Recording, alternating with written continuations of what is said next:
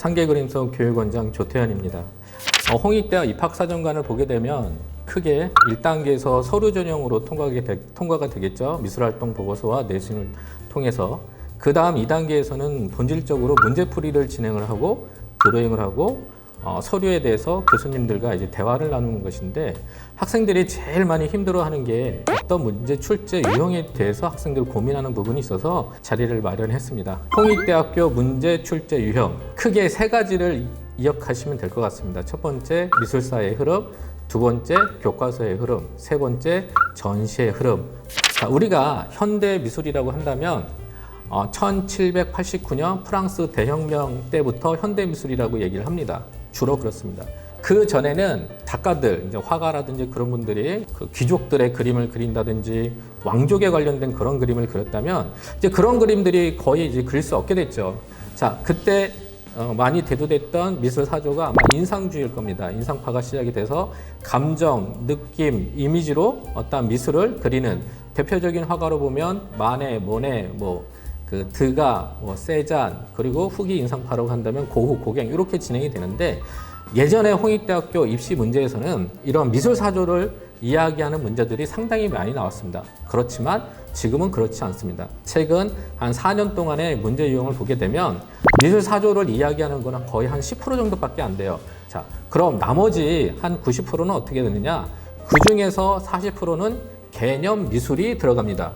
개념 미술은 1917년에 우리 많이 유명한 그 병기 있잖아요. 병기를 통해서 레드메이드, 이것도 하나의 개념이다라고 이야기를 했던 뒷샹의 시대부터라고 보시면 될 것 같습니다. 자, 그럼 개념 미술은 과연 무엇이냐? 이거에 대해서 많이 고민도 하고 설명하기도 되게 난해하다고 생각을 합니다. 이럴 때 저는 학생들한테 이렇게 얘기합니다. 물, 비, 신, 이거를 기억하라고 얘기하는데, 자, 한번 말씀을 드려보겠습니다. 기존의 전통적인 회화 방식, 작품을 만드는 과정에는 물질적인 거, 기술적인 거, 미학적인 게 중요합니다. 예를 들어서 레오나르도 다빈치의 모나리자에 대해서 설명을 해드리겠습니다. 물리적으로 유화 작품입니다. 그 다음에 기술적으로 상당히 꼼꼼하고 자세하게 그림을 그리고 만들어낸 것입니다. 그 다음 미학적으로 또 심미적으로 아름답습니다. 뒷샹의 병기에 대해서 한번 얘기를 해볼게요. 물리적으로 세라믹의 형태를 가지고 있는 거죠. 그 다음에 기술적으로 공장에서 찍어낸 것처럼 기성품으로 나와 있는 그런 그냥 병기죠. 미학적으로 또는 심미적으로 아름답나요? 아름답지 않습니다. 이처럼 개념 미술은 어떠한 작품을 대할 때 상상하고 생각했던 것들에 대한 과정, 이미지, 개념, 관계, 이런 것들을 대두되게 생각을 하는 것이 총체적인 개념 미술이라고 하겠죠. 그러한 미술들이 최근 홍익대학교 입시 4년 동안의 문제에서 한 40% 정도가 나왔다고 생각이 듭니다. 그럼 마지막으로는 2000년대부터 시행되었던 미술의 어떠한 사조가 있습니다.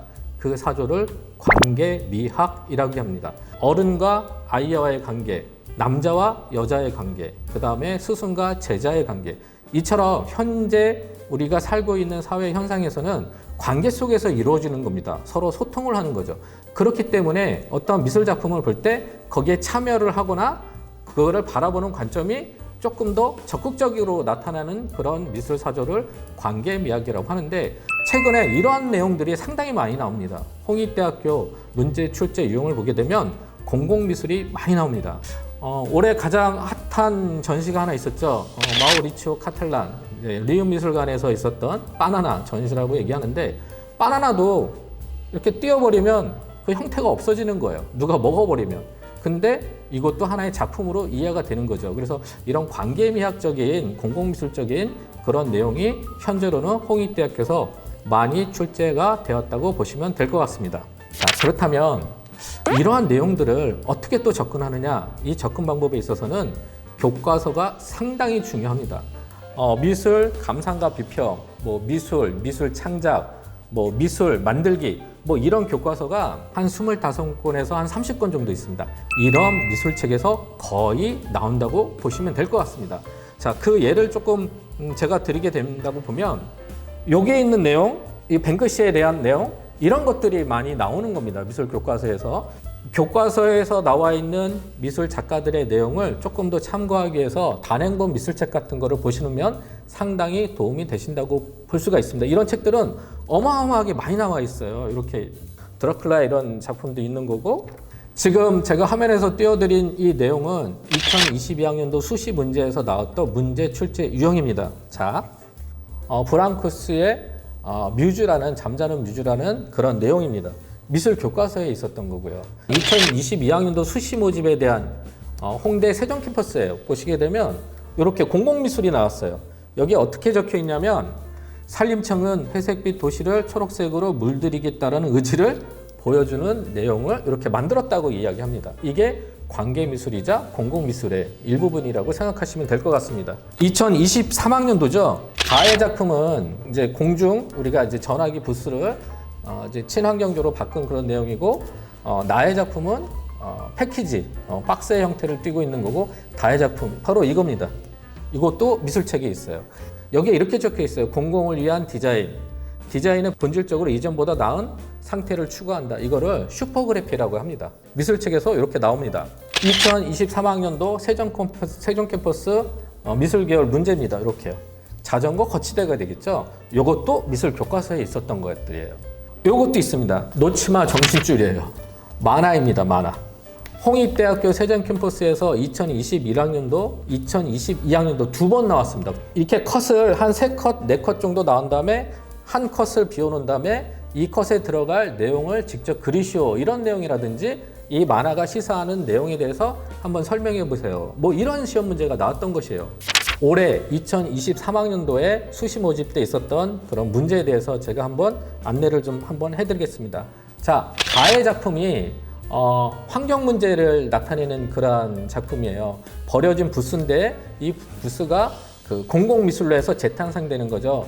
자, 나의 작품은 구매의 편리성을 포장지로 만든 그러한 시각적 광고 소비를 나타내는 그런 패키지죠. 이거는 경제적인 박스입니다. 다의 작품은 쓰레기 소각장을 부정적인 이미지를 긍정적으로 나타내기 위한 슈퍼 그래픽이죠. 그래서 사회적 박스라고 나타난다고 생각하시면 돼요. 가, 나, 다 이 세 가지의 작품의 공통점은 하나의 박스라고 보시면 될 것 같아요. 그래서 사회적인 면, 그 다음에 경제적인 면, 그 다음에 공공미술적인 면, 이거를 풀어서 얘기한다면 아마 좋은 답의 선례를 이야기할 수도 있을 겁니다. 자, 그 바로 밑에 부분에 보시게 되면 캐리어가 나와요. 이 캐리어도 하나의 박스예요. 드로잉과 그 다음에 문제, 가, 나, 다의 문제가 공통적인 이미지로 박스 형태를 띠고 있다는 것.